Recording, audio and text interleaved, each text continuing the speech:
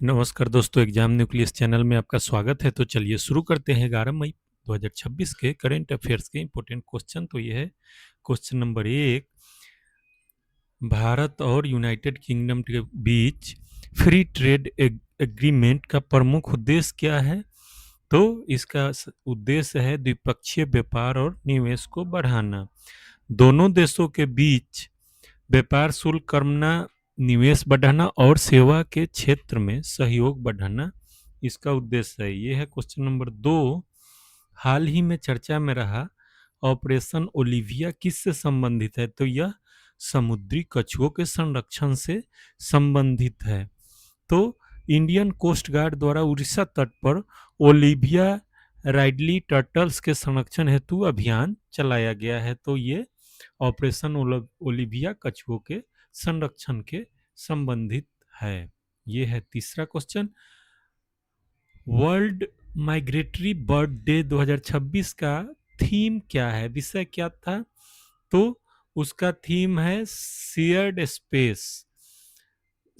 Space creating bird friendly cities and communities, शहरी विकास और पक्षी संरक्षण का संतुलन। तो ये था क्वेश्चन नंबर 3। चौथे क्वेश्चन को देखते हैं।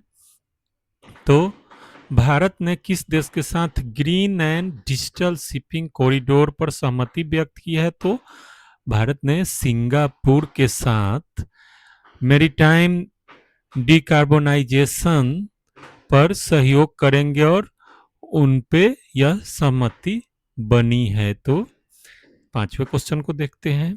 तो ग्लोबल ड्राफ्ट आउटलुक रिपोर्ट किस संस्था द्वारा जारी की जाती है? तो WMO वर्ल्ड मेट्रोलॉजिकल ऑर्गेनाइजेशन ने जलवायु परिवर्तन के कारण बाढ़ सूखे की चेतावनी जारी की है। इसका मुख्यालय जिनेवा में है। वर्ल्ड ड्राउट आउटलुक 2025 के द्वारा। छठे क्वेश्चन को देखते हैं। AI फॉर ऑल पहल किस मंत्रालय से संबंधित है? तो इलेक्ट्रॉनिक्स एवं सूचना प्रौद्योगिकी मंत्रालय से संबंधित है। भारत सरकार की इस पहल का उद्देश्य एआई के प्रति जागरूकता और डिजिटल स्किलिंग को बढ़ावा देना है। सातवें क्वेश्चन को देखते हैं। आईएमएफ ने फाइनेंशियल ईयर 2026-27 के लिए भारत की जीडीपी ग्रोथ का अनुमान कितना रखा है? तो 6.2% अनुमान रखा गया है, क्योंकि वैश्विक अनिश्चितताओं के बावजूद भारत दुनिया की सबसे तेजी से बढ़ती बड़ी अर्थव्यवस्थाओं में शामिल है। और आईएमएफ की स्थापना कब हुई थी? तो 1944 में वेटन वुड्स के समय हुआ था। और आठवां क्वेश्चन, डिजिटल एग्रीकल्चर मिशन का मुख्य उद्देश्य क्या है? तो डिजिटल डेटा और स्मार्ट कृषि समाधान इसका मुख्य उद्देश्य है। किसानों को एआई, ड्रोन्स और जीआईएस जैसी तकनीकी आधारित सेवाओं और फसल की निगरानी से जोड़ना है।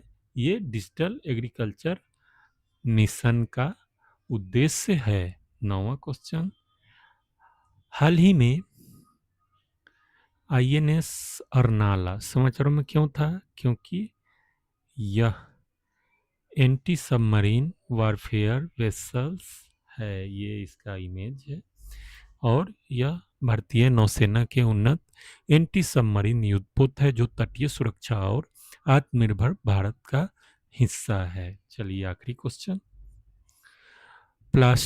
Global plastic action partnership GPAP किस संस्था की पहल है? तो वर्ल्ड इकोनॉमिक फोरम की ये पहल है।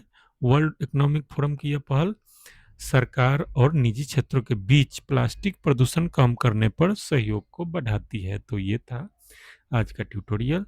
इसका PDF आप मेरे टेलीग्राम लिंक से डाउनलोड कर सकते हैं एग्जाम न्यूक्लियस चैनल पे। और आप लोगों का वीडियो देखने के लिए बहुत बहुत धन्यवाद। अगर कुछ सीखने समझने को मिला हो तो चैनल को सब्सक्राइब जरूर करें। Thanks for watching.